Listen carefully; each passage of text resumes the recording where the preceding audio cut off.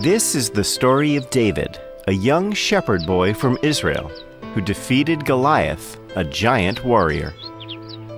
Our story happened a long, long time ago when Saul was the king of Israel. God was not happy with Saul as he had disobeyed him many times. God spoke to Samuel, an old prophet, and David was chosen as the future king of Israel. King Saul had a bad dream one day. He called for Samuel. Samuel, I feel troubled. I am having bad dreams. I feel somebody is trying to take away the control over my kingdom. It is just a dream, Saul. Calm your mind. How can I help you relax? I would like to hear some soothing music. Do you know of any good musician who can play for me? I know of a boy who plays the harp beautifully. I saw him in the house of Jesse in a nearby town. I'm sure he can help calm your mind. I'll send for him immediately. Okay. Please ask him to come immediately. And so, Samuel had David brought to the palace. Even as a young boy, David was known to be a very good musician. He wrote songs and played the harp very well.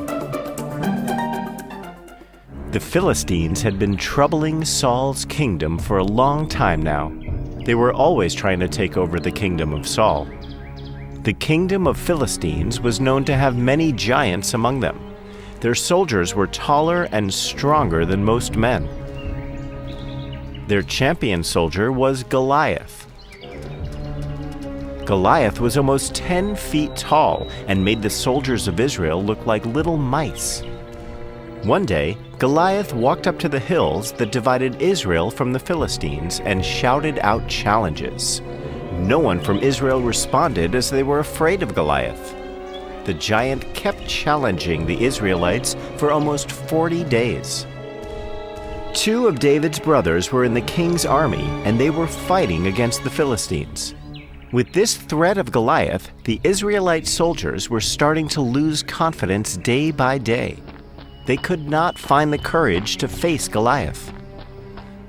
David's father, too, was getting worried about his sons fighting in the army.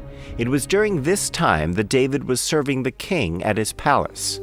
One day, his father asked David to carry some food for his brothers, so David went to the battlefield carrying the food that his father gave him. When he arrived, he saw that his brothers were terrified. It was then that he heard Goliath's challenge. "Shame on you, Israel! How long will you keep me waiting? Isn't there anyone who has the courage to stand before me? You are not men, but sheep!"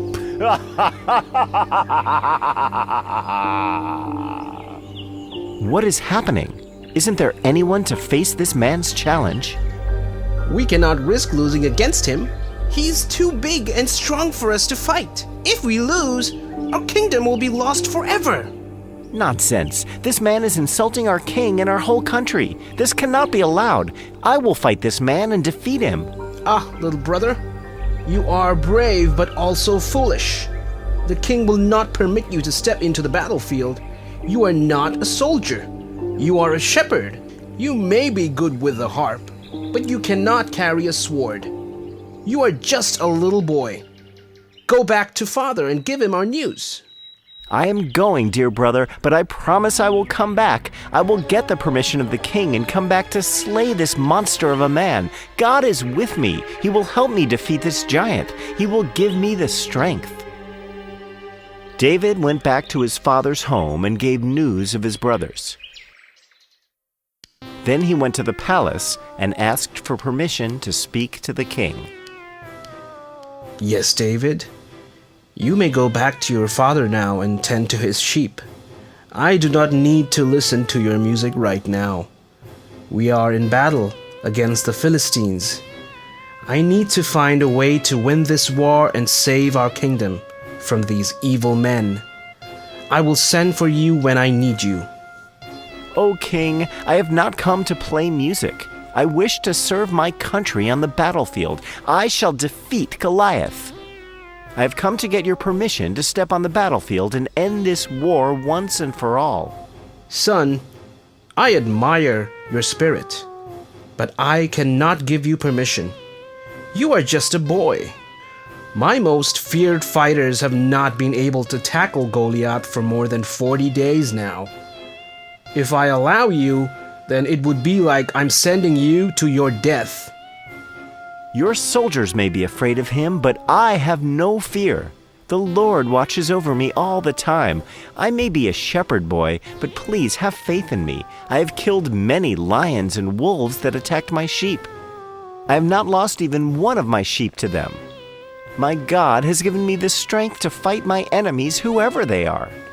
I am sure He will give me the strength to defeat this giant too. Please give me a chance to save the honor of my country. I promise I will not let you down. Your courage is truly inspiring, my boy. I am moved by your trust in God and the loyalty you show to your country. I am giving you permission to fight Goliath, but you must wear this armor. It will protect you from his heavy blows. Also, take my sword with you. It has never failed me in my battles. Thank you, Your Majesty. I will not waste this chance to serve my country. I do not need your armor or the sword, my king. They are too heavy, and they will only make it difficult for me to fight the giant. I will now take your leave. Thank you again for your permission. God be with you, my boy.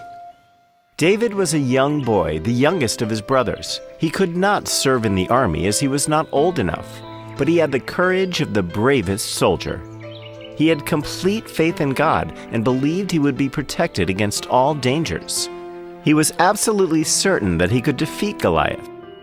David had excellent aim. He carried a sling with him all the time. As he reached the river to cross to the gates, he picked up some pebbles from the riverbed. He held the stones in his hand and then put them in a pouch he had tied to his waist.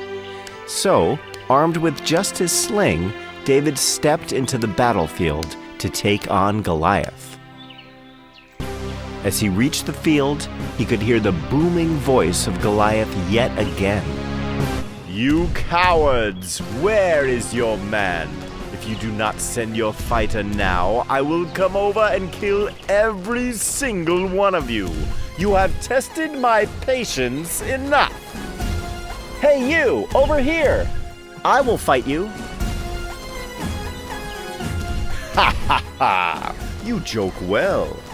Run away, little boy, before I accidentally step on you and kill you." "I'm not going anywhere, you idiot! I am here to fight you and beat you to the ground. You have been insulting my king and countrymen for too long.